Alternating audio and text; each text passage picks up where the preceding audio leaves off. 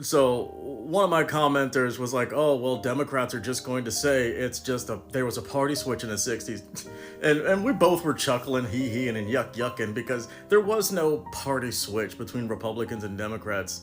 No, it was simply the Civil Rights Act of 1964. You were no longer allowed to be outwardly racist. Like the Medium had a pretty well put together article on this one, right? The idea of a party switch or ideological flip suggests that Republicans, once the party of Lincoln and abolition, suddenly transformed into the party of racists, and Democrats, the party of slavery and segregation, became the defenders of civil rights and minorities. Oh my goodness, guys, I am telling you right now, this is a plot 1800 years in the making. Don't think that it's just. Trust me, oh, the rabbit hole is deep. Because what leftists like to do is they like to mention who? Strom Thurmond, right? As a proof that Republicans absorbed the Southern racists after the Civil Rights Act. But let's follow the logic. If Strom Thurmond, a staunch racist and segregationist, left the Democratic Party for the Republicans because they supposedly switched ideologies, then why didn't others? You know, like Robert Byrd, former Triple K member, George Wallace, Mr. Segregation Now, Tomorrow, and Forever. I actually forgot about that quote. And it's honestly the same thing that I've been saying on this app for like 2 years. The tools have changed, the rhetoric has changed, the words have changed, but the goal remains the same. It's control, right? At first, it was slavery and segregation, right? The Jim Crow laws and every single Southern governor who stood in the schoolhouse doors to block a black student, every senator who filibustered civil rights legislation was a Democrat. And then you got the welfare state, right? You go to the 1960s, and what happened? The Democrats realized they couldn't maintain control through blatant segregation anymore. They shifted tactics. Instead of physically keeping black Americans out of schools and neighborhoods, they engineered government programs and welfare that created economic dependency. Come on, black community, we're always talking about how they're breaking up our families. We're always talking about the weird conditions and stipulations. Like, come on now. It wasn't a Republican that did that to us. And then, of course, you got the famous quote from Lyndon B. Johnson. Guys, remember, he did not want to originally sign the Civil Rights Act of 1964.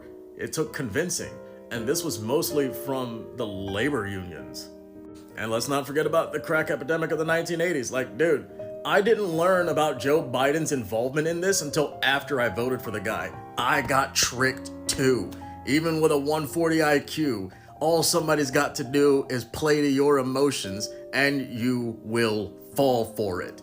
Look at Bill Clinton's freaking crime bill, his no tolerance, 3 strikes nonsense. How did that help us? If anything, it put us in their prisons that they own freaking part of, and it gave them a ready source of free labor. And now you've got the modern day identity politics. Everybody who's not us is a racist. Everybody who's not us is a fascist, despite the fact that we're constantly identifying another and we're constantly vying for more government control and censorship. That's what fascists do, but we're gonna call them a fascist. It's a narcissism tactic. Projection. They tell black Americans that they're oppressed and that their only salvation is through democratic policies. But the truth is, these policies only keep the cycle going. Only us can save you. Those guys are fascist and racist. You're being marginalized and oppressed.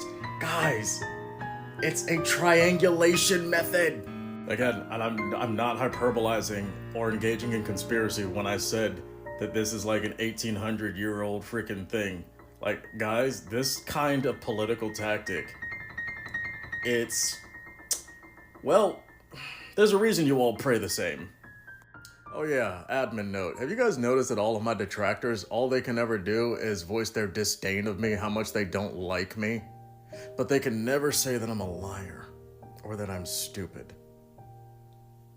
Yeah, pay attention to what your haters say about you and let you know how good of a job you're doing.